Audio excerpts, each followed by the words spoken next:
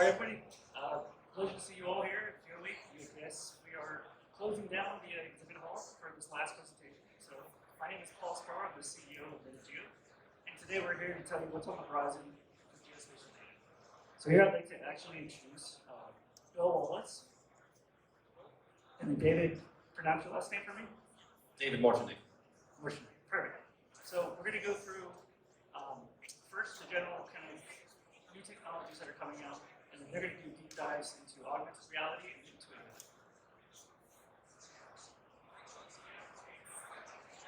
All right, so mapping and 3D scanning, things are changing very rapidly. So there's new sensors, things are becoming cheaper, more accessible. We have different kinds of data. We have new ways of processing this data, and we also have new ways of sharing this data. There's new positioning technologies that are coming out. So many of you are familiar with PPK, RTK, but now there's additional types of positioning services out there. There's PPP, which is point precise. There's new PPT RTX. There's the new Galileo HAS service, which just came out. And all of these different things are giving us more accurate data year by year. So what we're getting is we're getting better data on the outside, but also we have new technologies like VPS, which is visual positioning system, which gives us more accuracy on the inside of borders. So these two things combined with the new accuracy, we're able to better position things inside of the home. Is there an echo on this? Somebody else's mic? No? Okay. So the way that I see it, the future of geospatial data is the fusion of many different types of data sets. So we have aerial data sets from airplanes, from drones, from satellites, but we're also getting a lot more ground-based data sets. So in your pocket right now, you have a sensor platform. That sensor platform has an IMU that has the ability to get its position relatively okay. But with the camera, with the fusion of LiDAR, because a lot of phones have LiDAR systems on, you have a geospatial data collection tool in your pocket. And that means that if we have hundreds of thousands of people that have these tools in their pockets, guess what? We now have hundreds of thousands of new sources of data. So fusing that data together with our aerial data gives us much better understanding of our code. So what you see here is this is actually a LiDAR scanner using iPhone. So as you walk down the street, you can be LiDAR scanning with the tool in your pocket. So that opens up a lot of doors. Now, the technology is brand new, so it's not the most accurate, right? But it will get more and more accurate. And the fact that we can put a LiDAR on a chip is fantastic. And it's just going to keep getting better and better. So one of the new technologies I want to talk about is NERFs. Anybody here heard the term NERF? Okay. It's not just a toy gun that kicks you in children. It's a neural radiance fields. Now, a lot of you are familiar with photogrammetry, and you probably use them on a daily basis. This is not photogrammetry. So neural radiance fields is something different. So what it is it uses some of the same key components as photogrammetry. So it does the orientation of cameras. So it'll do basically AT to figure out where the cameras are within respect to each other, but then it goes way past and uses neural networks. So neural networks is a fancy way of saying AI, or actually AI is a fancy way of saying neural networks, whichever way you look at it. But anyway, so what it does is it basically is able to reconstruct scenes like volumetric photos. And so they're not points, they're very tiny cubic voxels. And so they're so tiny that you get the appearance that it is a real object. So it's very good at recreating scenes. And if you look at this, when you think about photogrammetry, this shows all the background around the area, not just the object of interest. So you'll also notice that you can see through that window, and it's not all melting. So you can also give a reflection. So you can map water, you can map windows. So if you're moving skyscrapers, before with just photogrammetry and LiDAR alone, you get the reflections off the windows, and that causes a lot of problems. With this technology, you can map the windows too. So it is a brand new technology. It requires video cards to do the image processing. And it was, up until about 2 months ago, something that you had to do on a command line. So you had to type a bunch of code. You had to be a really huge nerd like I am to actually make these. But now it's getting easier and easier. And one of those platforms is Lumen.ai. I don't have it up here, but I would recommend checking it out if you want to learn more about NERFs. But yeah, it's not a point cloud. It's not a mesh. You can derive a mesh from it. But the problem is that it's not georeferenced yet. So it's a brand new technology. It's only been around for a few years, but will continue to get better and better.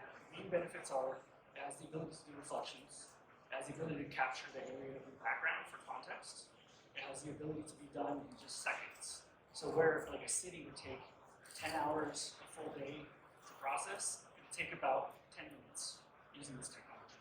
And then the size of the files are about 1/10 of the typical protocol. So very small file sizes. So it's a technology to watch. So with all these different new technologies, we have smaller sensors, we have higher resolution, cheaper platforms, and now from our aerial service providers, we're not just getting data of one building, we're getting data on the city scale. So that means that we have massive data sets that are coming in. Couple that with the data that you get from your phone, then we have just petabytes of data that needs to be managed. So more coverage. Now it's also going to be more photorealistic because once you upgrade the sensor resolution camera, you get better pictures. So that's what METAGEO does, my company. We're basically a platform for hosting very large data sets from images to point clouds to rasters, meshes. And so we take all the data, we tile it, we make it streamable, just like back in the days, probably in the 90s, if you wanted to watch a video, you have to download the entire video first before you watch just the 1 second that you're interested in. We do the same thing with geospatial data. So we make it so you can look at just what you want instead of downloading that 10 gigabyte file.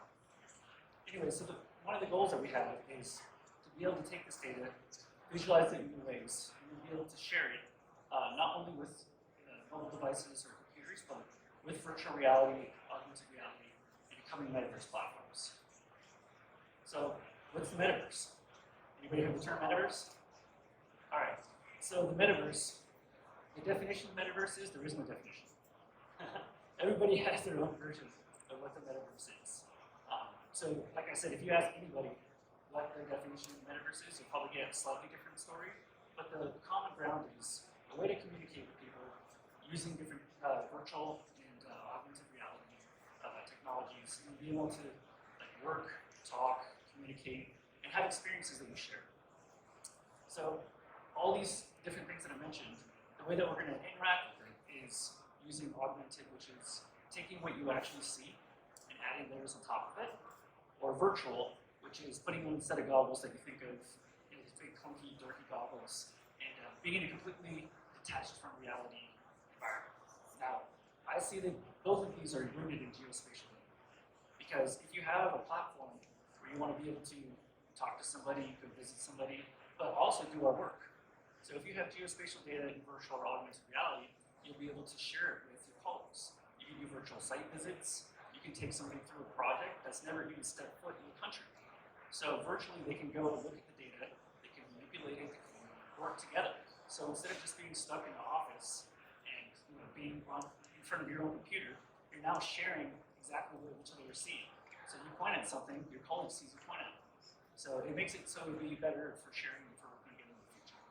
So this right here, this is a little example of geospatial data in augmented reality. So these little points here, let's say there's a using them this way. So this is using your phone to do augmented reality. And it's using the geospatial data as the reference. So it's using that VPS, the visual positioning system. You're able to aim at something and you can query a database and say, what points, what vectors exist here? And then what's the attributes, what are the features attached to it? So then you can actually use our geospatial data to help people navigate, to help people find new things. You walk in front of McDonald's, you want to see the menu without walking in. You want to find out what the prices are at this Italian restaurant. These are the kind of things that we can use geospatial data with these metaverse augmented reality platforms. So how do we get from geospatial to AR VR? So there's a lot of different ways that you can do it. Two of the most mainstream ways are using one of these two engines. So one is Unreal Engine, one is Unity Engine. And these were first made for video games. So what happened is they made these game engines, and it's basically a way to have physics and 3D models and basically interaction with different kinds of 3D data. But then they realized, well, wait a minute, what if we put a map? We can have the real world and have people be able to walk around different projects. So you can go to a construction site, you can visit the building that's going to be built. You take the CAD model and put it on Earth where it's supposed to be built eventually, and you can see what it looks like. It looks like a skyscraper highlighted. So you'll be able to see how things could be in the future. So last thing I want to talk about is AI and how it's not academic anymore. So a lot of us have used different kinds of supervised classification, automatic classification, and that's usually in the more academic setting. So now, with the release of things like ChatGPT, who's heard ChatGPT? Everybody, okay. So it's not new to anybody, but it's becoming a lot more mainstream. So with it being more mainstream, we can do things like my good friend Aaron did, and say, hey, I want help with my problem. So in this particular case, he's a surveyor, and he works with civil 3D, and he wanted to know, how can I easily classify my lines by color based upon how black they are. And so he went to ChatGPT and said, hey, how do I do this? And guess what? It said, okay, here's the code. So it wrote the code for him to be able to classify all the lines in his program to be able to kick out the results that he wanted. So AI is going to augment the way that we do things. Now, we have to be careful because we can't just say that it's going to take people's jobs, right? It's never going to replace a human because we need to be able to do QA personally. Like, we need to be able to make sure it's doing the right thing. If we just give it carte blanche, we might end up with results that we didn't want. So we need somebody to actually be there to make sure things are being done right. So instead of saying it's going to replace people, I like to say it's going to augment people's jobs and make them faster. So I've talked about a lot of different technologies, so now I'm going to have Bill talk about augmented reality. Thank you. It says I'm with AR Mavericks. Sorry, I just want to set a clock so I don't go long. I love to talk.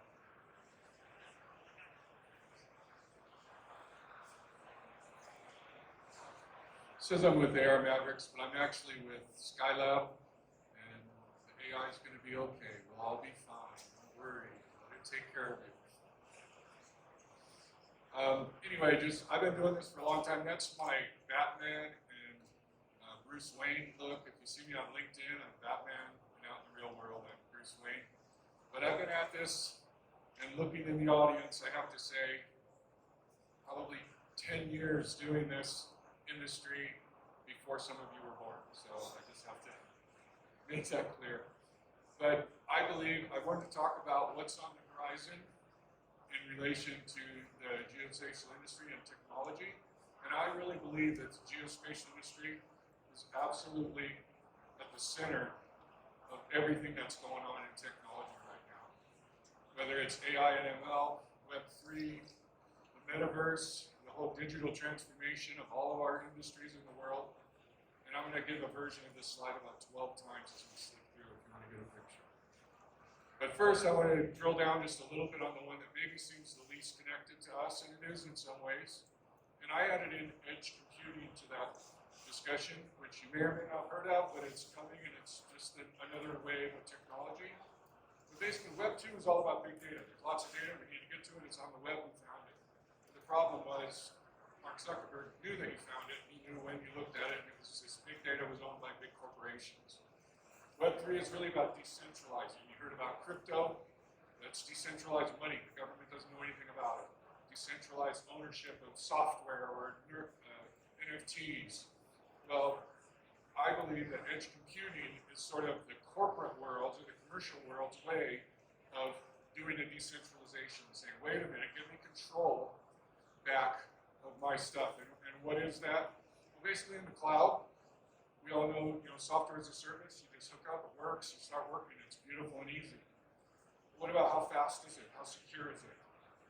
Edge computing is literally just putting a computer in your building, in between you and the cloud, and keeping your data there. VR, AR, geospatial processing, huge imagery. It's great to have it all local, run fast, you have huge bandwidth. You can still get the software coming from outside. Stay updated, you never have to worry about what version you're on, but the data can be secure and inside. So that's sort of where one thing on the horizon. So we looked at Web3. The next big one is the digital transformation. It means a lot of different things to a lot of different people. To us, I think it's really driven by BIM and digital twin. And the way I think about it is, if you're building with BIM, you've got this 3D model of where you know things are and all this information attached to it. And now that can feed the digital twin. That digital twin is going to live on through the operations. I flipped a house a while ago. It was a 120-year-old wooden structure, right? These things last once you build them. I would have loved to have the ability to find the data about some of the weird stuff they did 120 years ago. But that's kind of happening there. But it's really, location intelligence really delivers the value. Everything about that is where is something, right? And the intelligence about that thing. The 3D model is a spatial thing. And really on top of that, why do they call computer science IS, information systems, right? It's all about information. It's just this modern digital way of doing it. So that's the big part of that part of it. So looked at the blockchain, at Web3, digital transformation, the wonderful metaverse. I just made up a joke a few minutes ago. And Mark Zuckerberg is actually going to change the name of Meta to Chatham, because ChatGPT is now the new hot thing. So just like throw it out there. But how does the metaverse work for us? Well, it's really all XR. Okay, and these are all just these two-letter acronyms that are numbers or whatever the term is for that. People love to make up. So XR being extended reality. Well, that's AR, VR, and MR. Okay, well, what's MR? Well, MR is mixed reality. What's that? Is it both AR, VR plus together? Do you just call that XR? Why does it have to have its own R? But I'm sure they've got some more alphabets to work on. Augmented reality, that's about in the real world, to me. That's information that comes into the world you live in. Virtual reality is either a completely alternate world, which is great to go to. You don't have to just use drugs or alcohol. You can now use a piece of electronics. But it's also a mobile world, or a mobile reality. You can bring the job site into your office. Right? So it's sort of, those are the big pieces of that. But how do they fit together? Without location, it's impossible. None of it hangs. It doesn't work. If you put on the VR headset and the thing you're supposed to see is behind you, what good is that? If you're trying to measure something, you need to know the location of this thing and that thing. So it all kind of comes together. I'm going to tie this all back together, I promise. We've got all these different places. For me, my life, my world, I'm totally geeked out on AR. I wake up in the morning, I lay down at night, it's AR. I'm all in. And really, I see it as coming together a bunch of those different things. That information, right?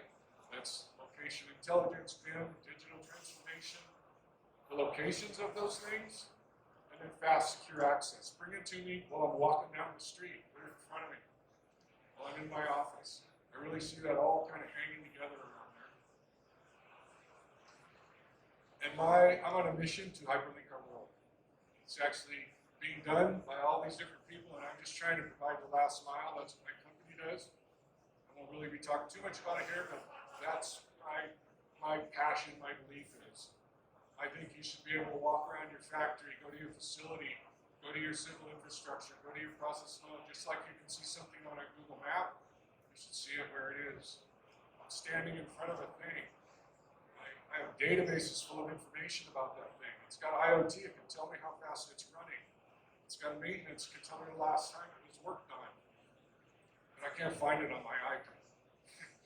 I've got 3 apps that my boss paid for. And when I went to training, I wear a hard hat and a tool belt. So AR can be that last mile of delivery. It can bring it to you. And all this technology that we see coming together. The GPS, you say, we know the limitations, it's getting better. We're going to do a Paul mentioned VPS. I'd like to drill down on that a little bit. It's pretty new, upcoming technology, but it's really where I want to look at. And basically it's computer vision. So it's using the camera on a device to look at the scene. And what you've done, you come to that scene and you've got a model of that scene. You get a spatial model. And it's a reality capture process typically, but there's some ways to pull it from 3D models. If you have a 3D model of the building, it's has good fidelity, you can get there. And then what's happening is there's a real-time analysis that goes on with that. The camera looks, have you ever seen Shazam that can listen to a thing and hear music? It's broken down millions of songs, probably millions, into mathematical patterns. And then they do a binary half-by-half search. They say, oh, this song is kind of loud and this, so that's only half of the songs. And then this song has got an accordion in it, so now it's just a couple of guys from Louisiana. And, it just works its way down instantly find it. Well, they do the same thing with GPS. It finds all these surfaces that are related to each other, and the colors and the shadows and the edges, and it builds mathematical patterns out of it. Then it puts it in there and says, hey, I see a couple of big surfaces like this. Oh, that's only this part of the model. Now I see a couple more. Oh, and then it can start saying, I should see this other thing over here and this other thing over there. It knows where you are. Most systems, 100,000 square foot spatial model, can locate you in about 2 seconds. And the model might be on your device, it might be up in the cloud. A lot of people are working on this. Google is working on it. Here you can kind of see it happening in real time. That's all the points being managed, figuring out where is this person, is there, and these are all the points that are being tracked in that spatial model. Paul showed this image, but this lets you see it a little bit better, sort of as you're moving around, it's seeing where those points are and triangulating where are you, keeping track of where you are. It scales, okay? It scales huge. Now it's a whole street. And there's the things that don't move. This is all from Google. This is all Google stuff that's available to test programmers out there. And they explain that part of what their algorithm does is learns what is something that moves and what's something that doesn't. So it's not tracking the trees because it's realized over time things that look like a bush are not good to use for positioning. But a frame of a window is a great thing to use for positioning. And maybe even cars parked on the street may or may not be good. It's probably a harder problem for them. But just to give you, we live in a big world, but lots of people are working on this problem. This is imagery brought from Google Street View. Sorry.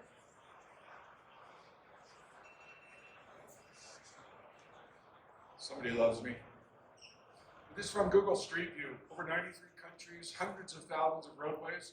Those points you saw going down the street, they've built that spatial model of the world. So it's not just inside your factory, inside your zone. It's coming. This is a famous building in San Francisco, the Ferry Building, the clock tower. People in San Francisco, that's where we were showing those examples. There's the point cloud that came from Street View for the Embarcadero area. Right? It's pretty impressive of how much of the world is getting ready to go do this. What's on the horizon for us? Now, there's another problem. I want to give you this data. Is your data clean? Can you find what you need? Is it the same asset number in every database? No, right? But people are working on that problem, and it's a great domain for AI and ML. AI is smart enough, you tell it what you want, it goes and looks at it, and you tell it, those are 3 things I would like. You can tell it, hey, I'm looking at a pump, I want to look in all my databases, what information do we have about pumps? Comes back and says, okay, yeah, those are 3 relevant ones, those are 3 irrelevant ones, I don't care. Machine learning, that's what it does. It says, okay, next time I won't find those kind of things, and it just gets better and better. So it can fix your broken data, it can improve that searching process, and it can start to help us hyperlink our world. Bill is an electrician, and he's in this part of the factory, and I could see that he was assigned a work task to go fix these 3 things. I'm going to turn on some hyperlinks for him of where those things are, point arrows out of them. This amazing world we have on our horizon. I just met this little company over here. I don't get any money if you buy something from them. There's one of the people working on this problem. That's all they do is fix broken data using AI and ML. I mean, it's happening all around us. So Web3 is fixing the pipeline, right? It's giving us faster access. The digital transformation is getting that data. It's going to live for hundreds of years in these bridges and dams that we're building, and these roads and these, electrical infrastructure. These metaversal technologies are bringing it into our life. It's in our bedroom at night. Our boss wants us to fix something. So we put on our headset. Oh, please, no, that's worse than a pager. AL and ML are going to serve our needs. We all did something with ChatGPT. But I asked it, after I wrote this presentation this morning, I asked this question, how will AI and ML impact delivery of geospatial data over the next 10 years in 30 words, please. I don't want a bunch of information. AI and ML will improve the speed, accuracy, and automation. Speed, it's going to be on the edge, it's going to get there faster. Accuracy, it's going to clean up the data for us. Automation, it's going to automatically search and find it for us, right? Enabling better decision making and increased use of geospatial data in various industries. It's just amazing. Thank you very much.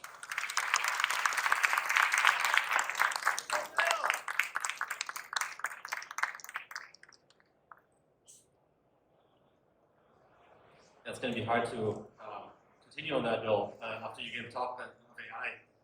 Don't know what I can add, but I'm going to try. So I'm David Morczinek. I'm the CEO and co-founder of a company called AirWorks. Our mission is to provide the data intelligence that powers the built world.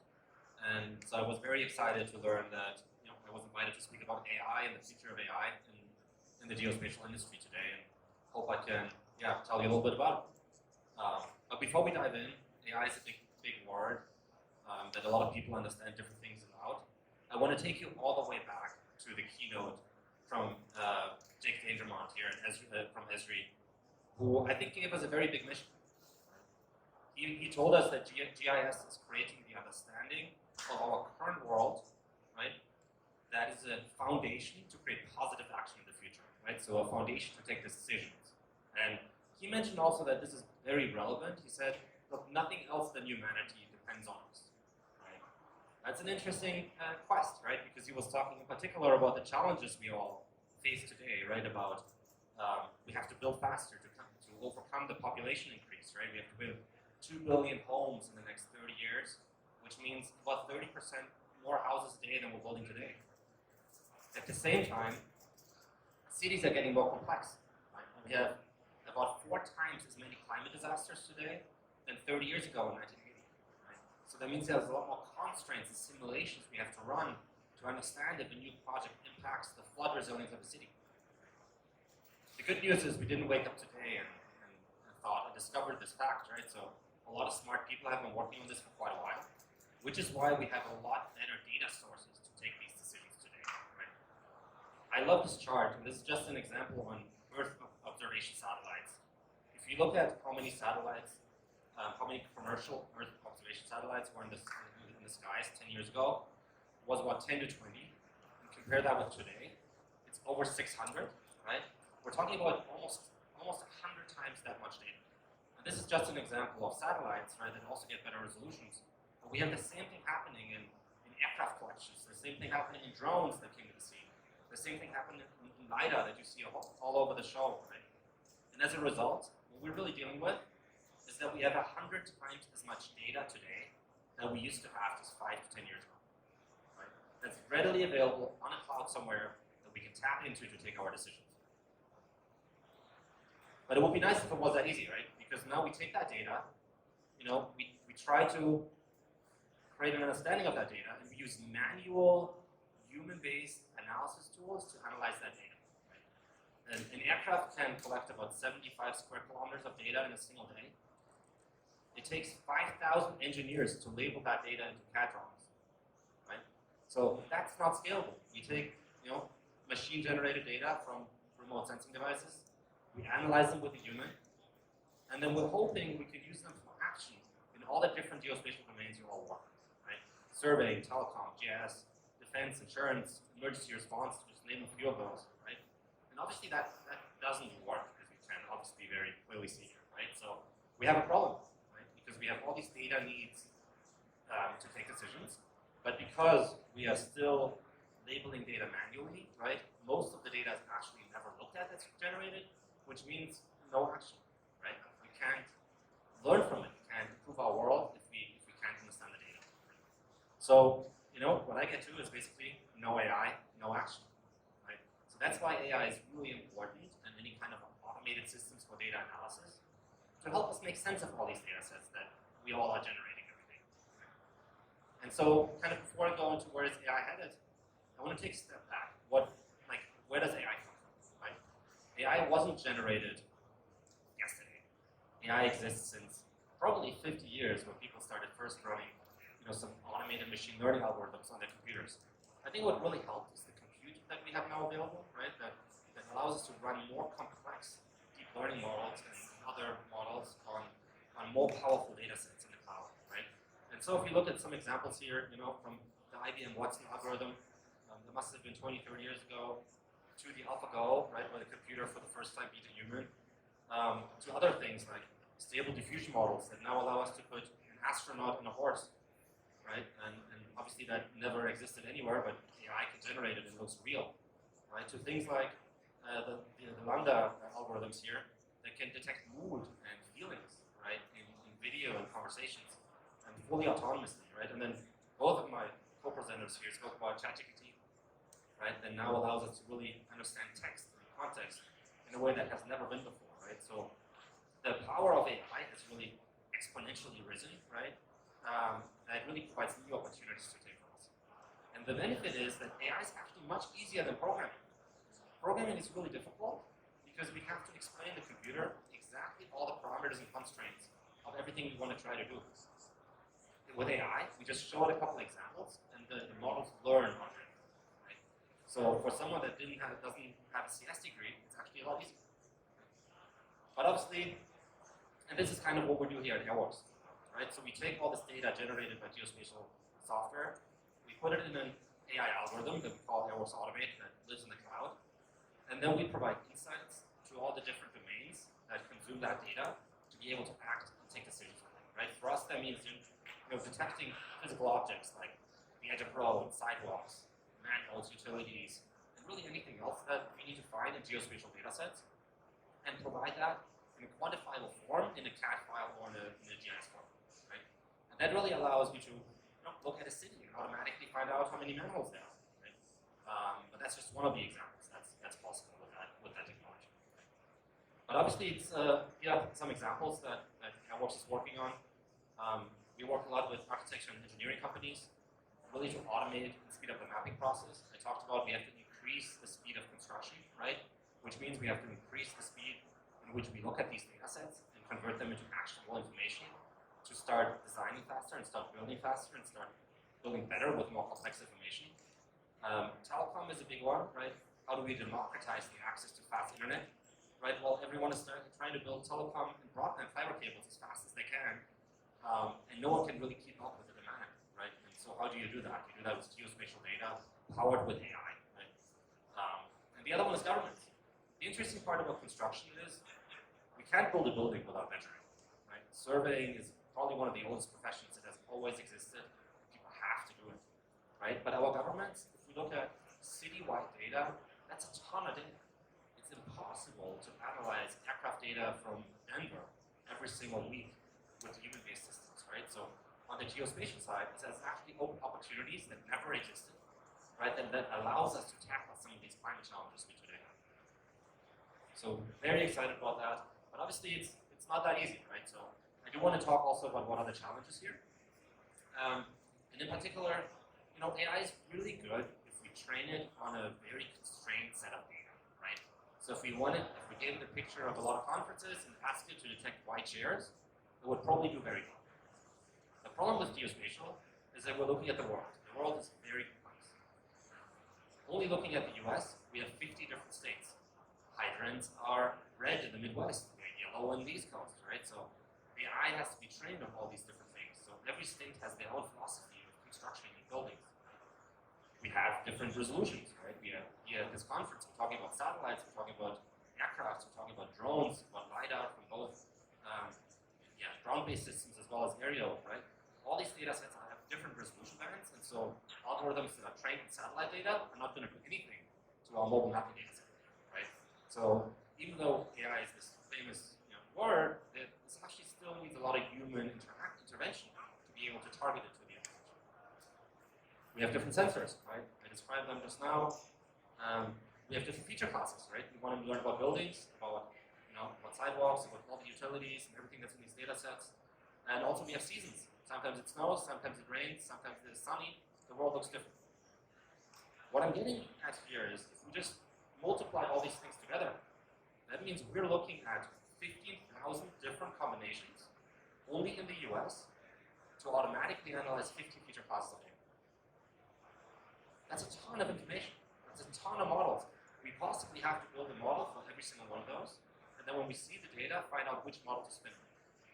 So that's the big challenge of AI really, is it may work very well in a closed-box environment, but the moment you let it out in the world, it's actually really complex. And so that's the big challenge that we're working on. And really we can't do it alone, right? So that's also kind of what we're taking away here, that we all have a responsibility to team up and partner with the best solutions to provide and solve these challenges, right? And that's why we at AirWorks just launched our data marketplace, for example, where we teamed up with MEMAP, so streaming in high-resolution aerial data into the AirWorks platform and then run AI on those data sets for our stakeholders, right? That allows them to not even walk to the site, but really access that data right away. And then also AirWorks is, one company alone is never going to be the best at anything. And so we really believe in partnerships and finding solutions that we can build on top of each other, which is why we teamed up with DataSet, which is a company here out in the US that's really strong in creating breaklines, right? And breaklines from LiDAR and geospatial data. And our customers love them. So we were like, why don't we just collaborate, team up, so the customers have one solution to get all their analytics done, right? And so very excited about learning about more of these things that we can lay on top of each other to solve this problem. So to close with, the good news is AI always learns, right? The more data we have, the more tools we build, the better models that come to the scene, the better AI gets. I mean, even recently, with ChatGPT coming out, that was a step change, both for text and speech detection, but also even for the same type of models that are working on imagery, right? So a step change on imagery as well. And so, the more data we get, the more data we feed the model, the better of an understanding we get, and the smarter the models get. Right? So that's really the good news here. And to leave you with another kind of last words here, one of the quotes that I really like about data was from Eric Schmidt at Google. This is a long time ago now, in 2003. He explained that if you take the entire internet data that existed before 2003 and sum that up, after 2003, the exact same amount of data is generated within 2 days, right? Which is completely wild, in my opinion. And I think if we look at geospatial, we live in the same world. And this is why I actually believe that no one has to be worried about their jobs, because we don't have enough people to analyze all that data. It's impossible, right? So if we rely and embrace AI to actually generate jobs, because we can provide really cool solutions that help our customers, like all of our customers, to kind of improve the built environment. Right? So that's exciting. It's a concept that, now I have to go back, I don't know if I can do that, that we've seen before, right? So if we take a lot of data that we can now create with cheaper sensors, we put it in the cloud, we allow all of us to collaborate on it. There's a lot of opportunity for all of us to build solutions for the world, right? So I'm excited about it and look forward to what we do. Thank you.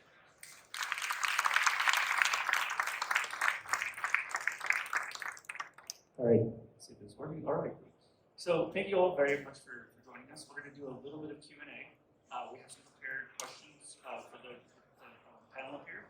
But once we're done, I've been given a little bit of permission to go over. So if you guys want to come up and give some questions to us, we can have you line up, and then we'll hand over the mic and we'll allow the panel to answer the questions for you. So first of all, let's see if my questions are up here. I have a switch. Well, guess what? We'll start with anybody that wants to have questions. If you want to ask us questions, come on up. Anybody? Nobody wants to ask questions? No? What's the most impressive thing we've seen in the show? The most impressive thing that I've seen personally is AirWorks, because they have really cool technology that allows you to augment people's workflow, speed things up. But what about you guys? What's the most interesting you guys think? I did mention the cloud factory over there. It's sort of in my world. I'm building this company, and other people need to do some other things to make sure my stuff works. And it's always a question that comes up. What are we going to do? It's really wonderful, but my data sucks. And so it's nice to see that. But it's also interesting that you see a lot of people working on that problem. I was talking with a municipal sewage district, okay? Not the most cutting edge kind of sounding company. Huge amount of money trying to clean up their data because they realize how much it helps to have good data. Great. Any other questions? Or do you have something else? Yeah, mainly I was very excited about just everyone wanting to collaborate, right? And I think that's what gets me very excited. We don't live in an industry where it's like you against me, and right, we try to steal the pie from each other, but the pie is so big, right, that we can't do it all ourselves. And I think the people that collaborate will win together. So I've been really excited to learn about new technology. We might try to integrate at some point, right? And data partners that might join our data marketplace, right? So that ability of having really good data available on demand, it's just going to get better. There's no other way. more questions? Don't be shy. I see people in the back looking at me. No?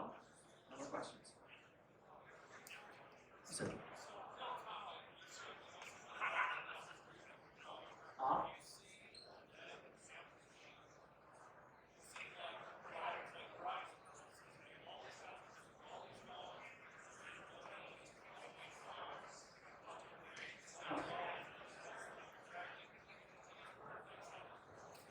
So the question was, with it having the ability to kind of walk down the street and see the different features and have the tracking of the different objects and things, where's that going to go? Is that the question? So, Bill, I think that you're the perfect one to take this question. I mean, like I say, it comes back to information, right? You always need information. I think right now you open up Google Maps and you look for a restaurant, or you're a worker's got a task, a work job to do. I just think that aspect of it won't be the only thing that happens, but it's, I think, really important. And basically, all the technical pieces are there. Like, we could do the amount of technology that's available. It's, there's horizontal technologies, there's positioning technologies, imaging technologies, the cloud infrastructure, and now it just starts solving problem after problem. The vertical technology is the standard curve for technology, and we've got such a backlog of capability to fulfill. I mean, that's why I'm really excited about the future. But I think it's, hopefully the biggest problems will get solved first. But, I didn't talk at all about glasses and other things, but as it becomes easier to consume, that makes it more than easy. So, it's just, I named my company AR Mavericks. It's after a famous surfing site. There's huge waves. They can predict when those waves are coming, and that's how I think about this market. This huge wave coming. I want to catch the wave, and I want to get crushed by it. So can we wear AR glasses next year at GeoWeek to participate virtually? Well, or now, is there more the information at the use same time? case is necessary. There's pretty good stuff out there right now. Regardless of who's getting laid off where and who got $1 billion in barely shipped product, I mean, it's happening. Regardless. Well, one thing I would say too is, with the AR glasses, people have this like dystopian view of like Metaverse of people sitting in their basement with goggles, not talking to anybody for days, not leaving the house. And really, augmented reality is you're actually out there, right? And guess what? You have an augmented reality device in your pocket because your phone can do augmented reality. So it won't be just the goggles. I think glasses are going to get smaller and more comfortable. And I saw something crazy, also in the sci-fi realm, augmented reality contacts. So contacts that you can pop in and you can. There was somebody making some headway that just pivoted to something else, but they're happening. I've used this metaphor or analogy, whatever, of television.